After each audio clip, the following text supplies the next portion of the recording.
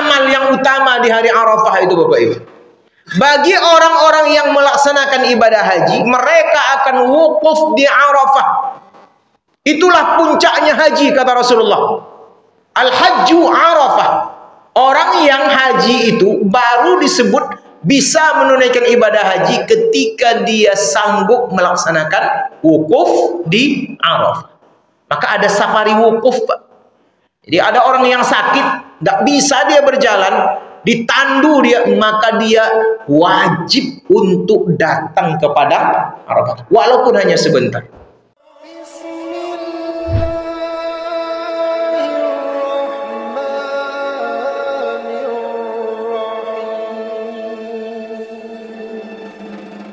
Tanggal 1 hari ini tanggal 1 berarti wal fajr itu besok lah.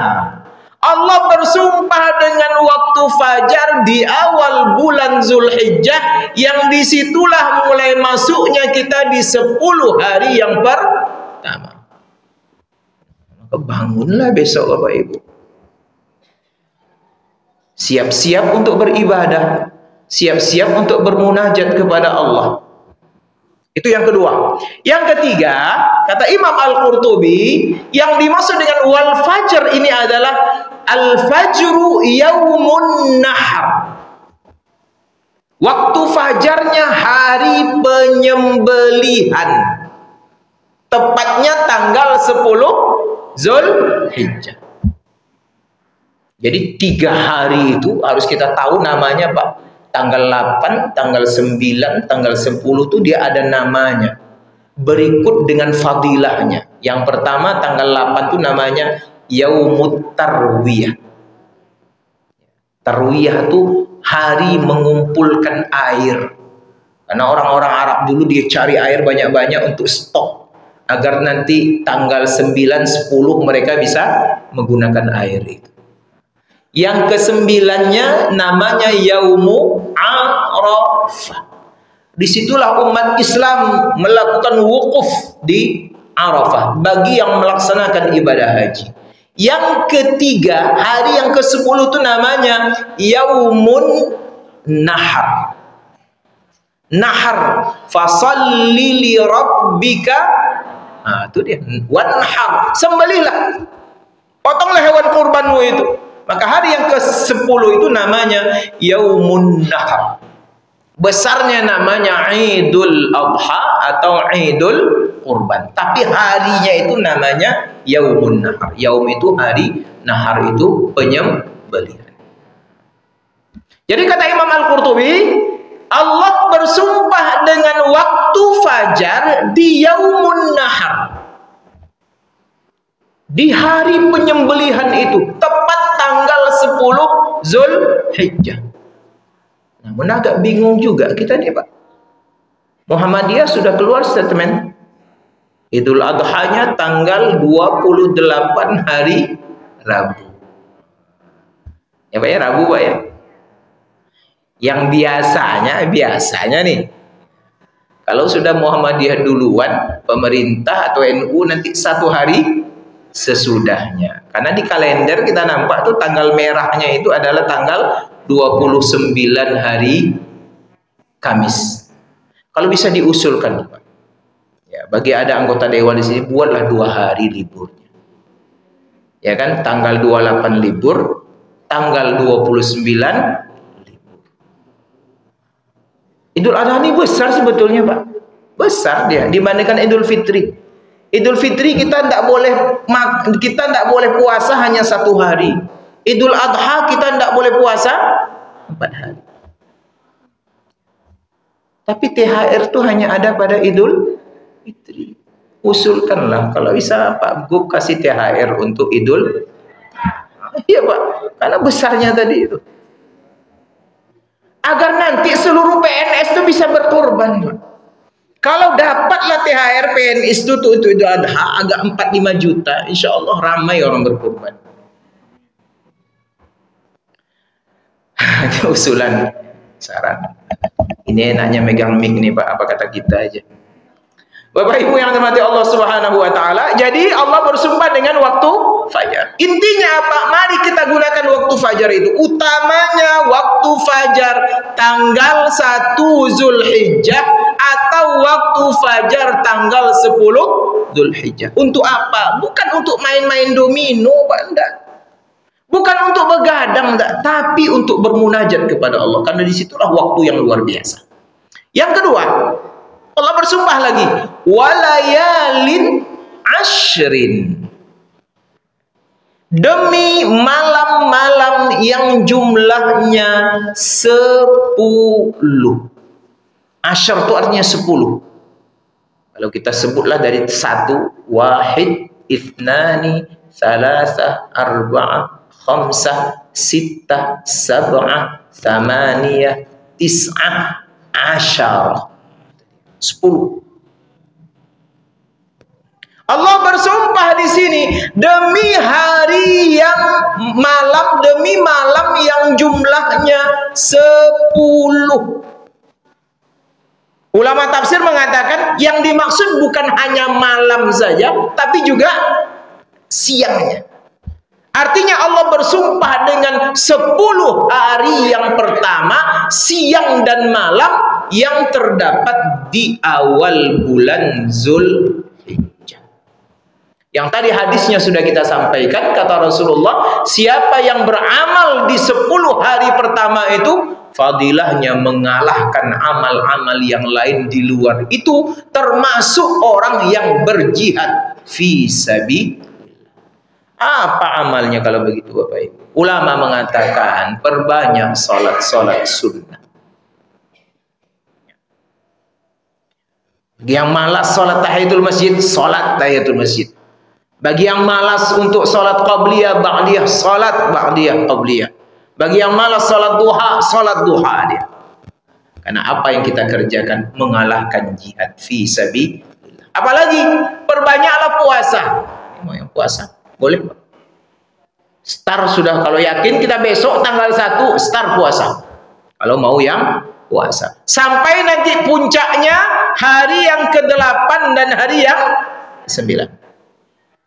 Hari ke-8 hari Tarwiyah, hari yang ke-9 hari Arafah. Itu puncaknya puasa itu. Yang kata Rasulullah, siapa yang berpuasa diampunkan dosanya setahun yang lalu dan setahun yang akan walayalin ashr. Apalagi yang kita perbanyak? Sedekah. Apalagi? Ya mungkin menyantuni anak yatim. Apalagi tilawatul Quran. Apalagi zikrullah. Walayalin ashr. Jadi artinya apa, Bapak Ibu? Tidak kita sia-siakan waktu kita, kecuali memang yang 10 hari itu kita maksimalkan untuk beribadah. Memperbanyak amal soleh, bekal kita.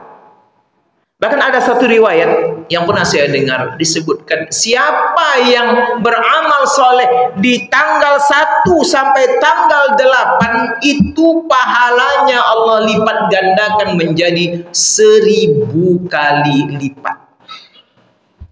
Puncaknya, siapa yang beramal pada tanggal 9 Zulhijjah, Allah lipat gandakan menjadi 10.000 kali lipat. Itulah dorongan dari Allah untuk kita, untuk perbanyak amal, agar tambah pundi-pundi ziyadah kita. Wa tazawwadu, bekal yang akan kita bawa ke hadapan Allah Subhanahu wa taala. Maka puasa, zikir, baca Quran, sedekah, infak dan lain sebagainya di 10 hari yang pertama. Bukan berarti kita tidak kerjakan di luar itu, Pak. Tetap kita kerjakan, tapi ketika masuk di hari yang pertama dan ke-10 ini kita press, ya, kita paksa diri kita untuk melakukan amal-amal yang dicintai oleh Allah Subhanahu wa taala. Kemudian ayat yang ketiga, wasyaf'i wal watri, demi hitungan genap dan hitungan ganjil. Kalau tidak dibantu sama ilmu tafsir, Bapak Ibu, bingung kita memahaminya. Hitungan genap dan hitungan ganjil. Di dalam angka-angka yang kita kenal hanya ada dua. Kalau tidak genap ya ganjil, kalau tidak ganjil ya genap. Apa yang dimaksud oleh Allah ini? Harus dibuka dia, Pak. Harus diteliti, harus dicari cantolannya sehingga nanti terbuka hikmahnya, terbuka rahasianya, terbuka kemauan Allah itu terhadap ayat tersebut, dan ilmu yang membantu kita itulah yang disebut dengan ilmu tafsir. Maka dicarilah riwayat dari Rasulullah sallallahu alaihi wasallam oleh Imam Al-Qurtubi. Ternyata ada nabi suatu ketika ditanya oleh sahabat. Sahabat aja nggak paham, Pak. Apalagi kita kalau tidak belajar. Makanya Islam mengatakan, Allah katakan fas'alu, fas'alu, fas'alu. Kalau kalian tidak tahu, jangan puas dengan ketidaktahuan itu. Cari sumber informasi. Untuk masalah agama, ahlal dzikri, orang yang pintar. Itulah para ulama. Yang para ulama itu dikategorikan sebagai warasatul anbiya. Cari mereka. Silaturahim dengan mereka, datang ke mereka, ikuti kajian mereka, tahu kita nanti apa yang diinginkan Allah dari Al-Quran dan Sunnah. Maka kata Imam Al-Qurtubi, ada sahabat yang bertanya ke Rasulullah, ya Rasulullah, apa maksud wasyaf'i? Apa maksud dengan wal-watri? Maka Nabi menjawab, yang dimaksud dengan wasyaf'i artinya genap, ya. Itu adalah yaumun nahar, hari penyembelihan yang jatuh pada tanggal 10, dan 10 itu adalah hitungan genap. Jadi Allah secara khusus bersumpah dengan hari yang genap itu, tanggal 10, Pak. Ini menunjukkan kemuliaan hari itu. Makanya kalau kita buka ayat yang lain, inna a'tainakal kautsar fasalli li rabbika. Hari yang ke-10 itu dua ini yang harus kita perhatikan. Pertama, fasalli, salat. Salat apa yang dimaksud? Salat Idul Adha menurut satu pendapat. Salat apa yang dimaksud? Salat al-maktubah, salat fardu yang jumlahnya 5 kata sebagian ulama. Sehingga Allah titip pesan itu, jaga sholat kalian. Jaga, jaga. Kenapa dijaga? Karena kalian sudah dapat nikmat yang begitu banyak yang sudah aku berikan kepada kalian. Aku minta satu aja, jaga sholat. Sholat 5 waktu. Jangan sampai bolong. Jangan sampai ditinggalkan. Jangan sampai disia-siakan. Jangan sampai alladzina hum an salatihim fasalli. Yang kedua, berkaitan dengan wasyaf'i tadi, Allah sebutkan tanggal 10 Zulhijjah itu adalah wanhar. Sembelilah hewan kurban kalian. Saya tengok tadi 10 baru, Pak. Iya. Kalau bisa 20 nanti 30. Karena itu kemuliaannya. Hari Idul Adha itu luar biasa. Allah jadikan dia objek sumpah. Maka siapa yang kata Rasulullah punya kelapangan, banyak duitnya, simpanannya banyak, jangan takut hilang, jangan takut habis, Bapak Ibu. Insya Allah diganti Allah. Ambil dia. Man wajada sa'atan, dia dapat kelapangan rezeki. Memang agak berat nih. Ngapa? Tanggal jatuhnya Ustaz di bulan 20, Ustaz. Nah, itu ya. Kendala sedikit nih, Pak. Minjam, boleh minjam Pak ya untuk kurban? Tidak boleh. Tidak usah. Karena Nabi katakan itu, man wajada sa'atan. Tapi sesusah-susah orang sekarang, ada yang susah deh, Pak. Tabungannya sampai 200 juta. Emas batangannya banyak. Kalung istrinya besar-besar. Maka Nabi ingatkan, yang punya rizki yang lebih, dibukakan Allah kemurahan rizkinya.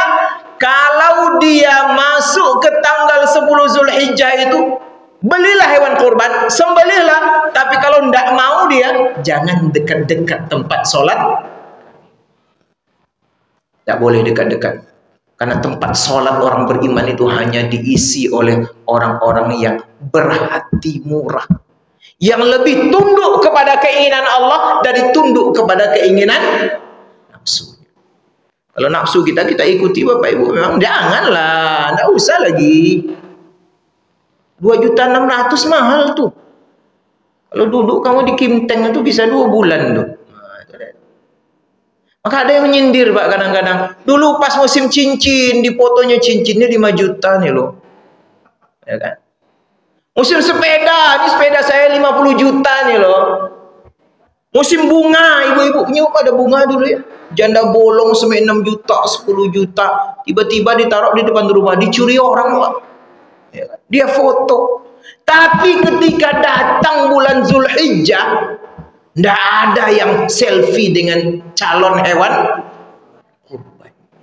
Pada mengaku susah semua. Beli cincin 5 juta, tolong. Beli sepeda 50 juta, sanggup. Beli bunga 20 juta, oke. Beli hewan kurban 2.600.000, tak. Na'udzubillah. Cari hewan kurbannya. Wanhar kata Allah. Sembelih dia. Bukan untuk Allah Bapak Ibu. Tidak. Allah tidak butuh itu hewan kurban itu. Tidak butuh.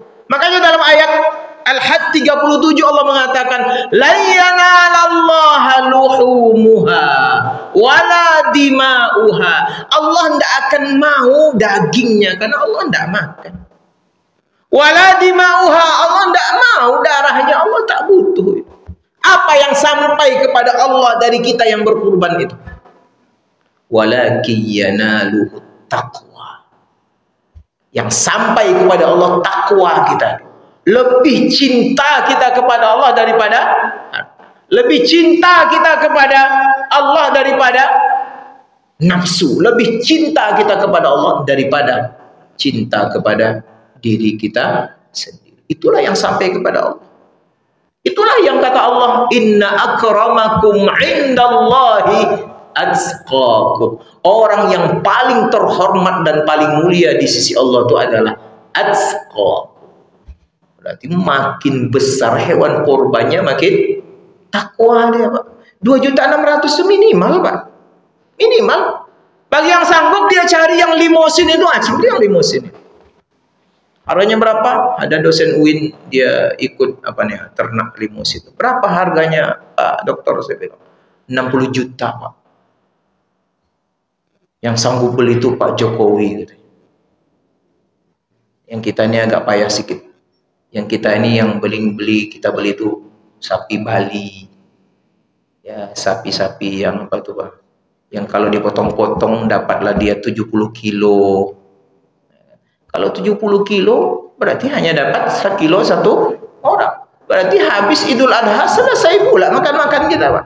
Padahal masih ada sisa 3 hari lagi. Itu kan pesan Allah itu. Kita diharamkan puasa jangan hanya tanggal 10 saja. Tapi juga tanggal 11, tanggal 12, tanggal makan. Artinya kalau sikit kurban kita tuh sikit kita makan. Tanggal 12, 13 tuh udahlah ngangol lah kita. Jadi itu pesan tercela tak langsung. Yang punya uang, yang punya rezeki, kurban. Insya Allah Allah ganti. Wa ma anfaqtum min syai'in fa huwa yukhlifu. Yang kalian infakkan kata Allah pasti akan diganti oleh Allah Subhanahu wa taala. Wasyaf'i, demi hitungan yang genap. Yang paling kuat itu adalah tanggal 10 Zulhijjah. Wal watri, wasyaf'i wal watri. Kalau berhentinya Bapak Ibu, ini kan kadang-kadang ada cara berhenti membaca Al-Qur'an itu ketika kita wakaf ya. Kalau kita nyambung ini ya, wal fajri walayalin ashri wasyaf'i wal watri wal laili idza yasr. Itu kalau kita sambung. Kalau kita berhenti wal fajr, perhatikan dia, walayalin ashr wasyaf'i wal watr. Harus disebutkan huruf terakhir yang kita matikan itu. Tidak boleh wal fajr, rohnya hilang. walayalin ash, rohnya hilang. Wasyaf'i wal watr, rohnya hilang. Jadi sebutkan dia wal fajr walayalin ashr wasyaf'i wal watr wal laili idza yasr. Itu kaidah yang tepat untuk cara berhenti dalam kasus seperti ini. Contoh yang lain mungkin inna anzalnahu fi lailatul qadr. Qadarnya. Karena ada orang inna anzalnahu fi lailatul qadr. Diam aja dia. Salah. Kalau saya jadi juri saya kurang nilainya 3. Karena salah di bidang tajwid. Wasyaf'i wal watr, demi hitungan genap wal watri, dan demi hitungan ganjil. Yang genap tadi tanggal 10, yang ganjil itu sahabat bertanya, apa yang ganjil itu ya Rasulullah? Nabi menjawab, demi yang ganjil itu adalah hari yang ke-9.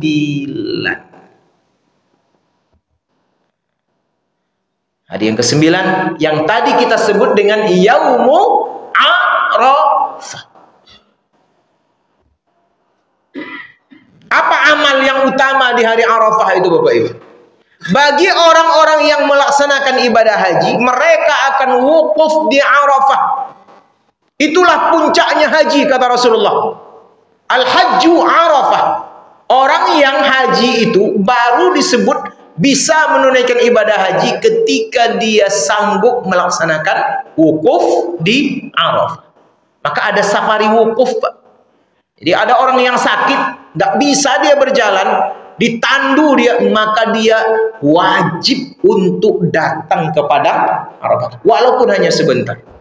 Sebab siapa yang tak wukuf di Arafah, maka hajinya batal. Jadi sesakit apapun dia, tidak sadar dia harus mampir sebentar di padang Arafah, nanti balik lagi ke rumah sakit. Itu bagi orang yang menunaikan ibadah haji. Bagi yang normal, habis zuhur, mereka sudah start sholat berjamaah, kemudian melaksanakan wukuf, diawali dengan khutbah. Sampai nanti matahari hampir tenggelam menjelang waktu maghrib. Apa yang dilakukan di situ? Itulah munajat kepada Allah Subhanahu. Itu hari Arafah yang luar biasa. Itu bagi yang melaksanakan ibadah haji. Bagi yang tidak, nah ini kita yang tak dapat berangkat nih Pak. Walaupun hati kita menangis, mata kita menangis, apa mau dikata? Memang kuotanya segitu Pak. Sekarang ada pula haji yang super mahal, namanya haji furoda, 300 JT Pak. Oh, Masya Allah. 300 juta. Tapi banyak juga pesertanya. Begitulah hasrat orang ingin menunaikan ibadah haji.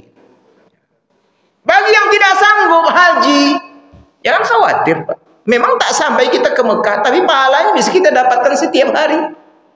Datanglah ke masjid atau ibahnya, sholat subuhlah berjamaah, ya kan? Kemudian ikuti pengajian, baca Quran, kemudian sholat isyraq, makan lontong, dapat pahala ibadah. Tidak perlu pusing kita. Semuanya ada solusi bagi agama kita ini. Ya. Yang penting kan pahalanya, Pak. Yang penting pahala. Ya. Syukur-syukur nanti bisa menunaikan ibadah haji maupun ibadah umrah. Kami sampai 30 tahun Ustaz untuk mendapatkan ibadah haji. Kami hanya bisa umrah. Cari umrah di bulan suci Ramadan. Ada solusinya lagi Pak. Karena Rasul katakan siapa yang umrah pada bulan suci Ramadan, pahalanya setara dengan menunaikan ibadah haji. Walaupun tak wukuf dia Pak, dia berhak menggondol surga. Karena sudah dijamin oleh Rasulullah Sallallahu Alaihi Wasallam. Bagi kita yang tak melaksanakan ibadah haji, Bapak Ibu yang dirahmati Allah, kita kena juga hari Arafah itu. Maka puncak daripada hari Arafah itu kita laksanakanlah di tempat kita masing-masing dengan cara berpuasa. Kita usahakan nanti 1 hari itulah. Kalau bisa 9 hari, hari pertama, kedua, ketiga, 4, 5, 6, 7, 8, 9. Kalau bisa syukur betul. Kalau tidak bisa 8, 9. Kalau tidak bisa juga 9. Tidak bisa juga Anda tapi aja tuh Pak. Tanggal 9 itu kita puasa. Ya, puasa 1 hari. Niatkan kepada Allah Subhanahu wa taala. Wal syaf'i wal watr, demi hari yang ke-10 dan demi hari yang ke-9. Ini menunjukkan mulianya 2 hari tersebut dalam pandangan Allah. Mari kita manfaatkan untuk menunaikan berbagai macam amal ibadah. Yang terakhir, wal-laili idza yasar, dan demi malam yang apabila gelapnya itu mulai hilang dan bergantilah dengan waktu siang. Seolah-olah Allah berpesan, harusnya kalian gunakanlah waktu malam itu untuk bermunajat. Karena seafdal-afdal waktu untuk mendekatkan diri kepada Allah itu adalah waktu malam. Makin gelap malam itu, makin afdal. Makanya Rasulullah Shallallahu Alaihi Wasallam selalu diingatkan Allah, wa minal laili fatahajjad bihi nafilatan lak, qumil laila illa qalila. Selalu saja malam itu Allah ingatkan kepada Rasulullah, dan itu dipraktikkan oleh Rasulullah menjadi satu amal ibadah. Bahkan wajib bagi Nabi untuk mendirikan sholat tahajud. Bahkan Ali bin Abi Thalib, sahabat Nabi yang begitu dekat dengan Rasulullah, membagi harinya itu, membagi waktunya 2. Siang hari kata Ali, itu urusanku untuk umat, urusanku untuk rakyatku ketika aku menjadi khalifah, kata Ali. Beliau layani Pak. Ya amalnya amal biasa saja. Tapi kata Ali bin Abi Thalib, tiba malam hari, ini sekarang waktuku untuk bermunajat dengan Tuhan. Inilah wal-laili idza yasar. Maka sebelum malam itu hilang, lenyap, kata Allah Subhanahu wa taala, pergunakan dia dengan sebaik-baiknya untuk menggapai ridha Allah, untuk bermunajat kepada Allah, untuk meminta kepada Allah dan beristighfar kepada Allah. Karena ada hadis menyebutkan secara khusus Allah turun setiap waktu fajar untuk melihat siapa hamba yang meminta kepadanya, kemudian dia kabulkan permintaan itu. Siapa hambanya yang meminta sehat kepadanya, Allah berikan kesehatan kepada hamba itu. Dan siapa yang meminta ampun kepada Allah, maka Allah ampunkan dosa-dosanya. Inilah Bapak Ibu yang dirahmati Allah, hal-hal yang berkaitan dengan masuknya kita ke 10 hari yang pertama di bulan Zulhijjah ini, yang intinya adalah mendorong diri kita bersama untuk menggunakan 10 hari yang mulia ini dengan beribadah kepada Allah Subhanahu wa taala. Demikian yang dapat saya sampaikan, mudah-mudahan bermanfaat, dan mohon pamit Pak Ketua dan Pak Imam serta jamaah semuanya tidak bisa sholat berjamaah di sini karena ada kajian lain sesudah ini yang harus saya lakukan di Umban Sari atas. Terima kasih. Hadanallahu wa iyyakum ajma'in, wabillahi taufiq wal hidayah. Assalamualaikum warahmatullahi wabarakatuh.